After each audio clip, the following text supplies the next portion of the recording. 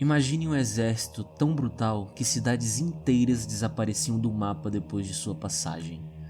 No século XIII, o Império surgiu das vastas estepes da Ásia e conquistou territórios gigantescos em um tempo incrivelmente curto. Durante suas campanhas militares, milhões de pessoas morreram. Alguns historiadores acreditam que as conquistas desse império podem ter causado a morte de até 40 milhões de pessoas, um número impressionante para a época. Esse foi o temido Império Mongol, e por trás dele estava um homem que mudou completamente o rumo da história, Gengis Khan. Um líder que começou a sua vida na pobreza, enfrentou traições, guerras e fome, e acabou se tornando o fundador do maior império terrestre contínuo que o mundo já viu. Mas, como um povo nômade vindo das planícies da Ásia Central, conseguiu derrotar reinos poderosos, derrubar muralhas gigantescas e dominar metade do mundo conhecido. Para entender isso, precisamos voltar ao início da história desse conquistador. Muito antes de ser conhecido como Gengis Khan, ele se chamava Temujin. Ele nasceu por volta do ano de 1162, nas vastas estepes da Ásia Central, uma região enorme formada por campos abertos, clima extremo e tribos nômades que viviam em constante disputa. A vida ali era extremamente dura. As tribos mongóis dependiam da criação de cavalos, ovelhas e outros animais para sobreviver. Eles se deslocavam constantemente em busca de pastagens e precisavam estar sempre preparados para conflitos com tribos rivais. Quando Temujin ainda era criança, sua vida mudou drasticamente. Seu pai, que era um líder tribal, foi envenenado por inimigos. Sem a proteção do pai, a família de Temujin foi abandonada pela própria tribo. De uma hora para outra, eles passaram de uma família respeitada para um grupo isolado, lutando apenas para sobreviver.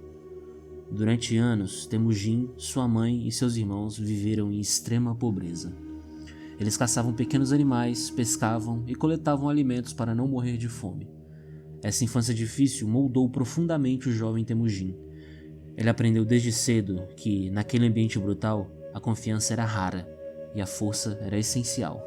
Essas experiências acabariam influenciando o líder que ele se tornaria no futuro. Com o passar dos anos, Temujin começou a construir alianças. Ele reuniu seguidores leais, formou amizades estratégicas e começou a desafiar líderes de tribos rivais. Mas a política das estepes era extremamente instável. Alianças podiam se transformar em traições do dia para a noite. Temujin enfrentou sequestros, batalhas e derrotas ao longo do caminho. Em um momento de sua vida, ele chegou a ser capturado por uma tribo inimiga e mantido como prisioneiro, mas conseguiu escapar. Pouco a pouco, com estratégia, coragem e liderança, ele começou a ganhar a confiança de guerreiros de diferentes tribos. Ao invés de manter as divisões tradicionais entre os clãs, Temujin começou a reorganizar seus seguidores de forma diferente. Ele promovia guerreiros por mérito, não apenas por origem familiar. Essa mudança foi revolucionária para a sociedade mongol. Com isso, cada vez mais guerreiros se juntavam a ele. Após anos de conflitos e conquistas, Temujin finalmente derrotou seus principais rivais. E em 1206, durante uma grande assembleia das tribos mongóis, ele foi proclamado líder supremo. Foi nesse momento que recebeu o título que entraria para a história, Gengis Khan, que pode ser traduzido como governante universal. A partir daquele momento, as tribos mongóis estavam unificadas e um novo império estava prestes a nascer. O sucesso do Império Mongol não foi apenas pelo resultado da liderança de Gengis Khan. Seu exército também era diferente de tudo que o mundo já tinha visto. Os guerreiros mongóis eram cavaleiros extraordinários. Desde crianças, eles aprendiam a montar cavalos e a usar o arco. Cada soldado mongol podia disparar flechas com uma precisão impressionante enquanto cavalgava em alta velocidade. Além disso, os mongóis eram extremamente móveis. Cada guerreiro costumava ter vários cavalos, o que permitia trocar de montaria durante longas campanhas militares. Isso fazia com que os exércitos mongóis se movessem muito mais rápido do que seus inimigos. Outro fator decisivo era a disciplina. O exército mongol era organizado em unidades estruturadas, com regras rígidas e punições severas para quem desobedecesse às ordens. Mas talvez a arma mais poderosa dos mongóis fosse o terror psicológico. Quando uma cidade resistia à invasão, as consequências podiam ser devastadoras. Massacres em massa eram usados como forma de intimidar outras cidades. Relatos históricos descrevem cidades inteiras sendo destruídas após recusarem a se render. Essas histórias se espalhavam rapidamente, e muitas vezes apenas o rumor da aproximação do exército mongol já era suficiente para fazer cidades inteiras se renderem sem mesmo lutar. Com esse poderoso exército, Gengis Khan iniciou uma série de campanhas militares que mudariam o mundo. Os mongóis invadiram reinos poderosos e derrotaram exércitos muito maiores. Eles conquistaram vastas regiões da Ásia Central e avançaram em direção a impérios já estabelecidos. Em suas campanhas mais importantes estavam as guerras contra os reinos da China e contra o poderoso Império Khwarezm, que dominava parte do Oriente Médio e da Ásia Central. Essas campanhas foram extremamente violentas. Cidades fortificadas que resistiam eram destruídas. Em alguns casos, populações inteiras foram massacradas. Depois da morte de Gengis Khan, seus descendentes continuaram expandindo o império. Em poucas décadas, o Império Mongol se estendia da China até o leste da Europa. Era um território gigantesco. Nenhum outro império terrestre havia alcançado tamanha extensão contínua. Mas essa expansão teve um custo humano enorme. Cidades inteiras desapareceram. Populações foram deslocadas ou exterminadas. Alguns historiadores estimam que as conquistas mongóis podem ter causado dezenas de milhões de mortes, um número gigantesco considerado a população mundial da época. Apesar da violência de suas conquistas, o Império Mongol também teve impactos importantes na história mundial. Durante o período de domínio mongol, grandes rotas comerciais entre o Oriente e o Ocidente se tornaram mais seguras. A famosa Rota da Seda passou por um período de grande atividade. Mercadores, viajantes e diplomatas começaram a circular entre diferentes partes do Império.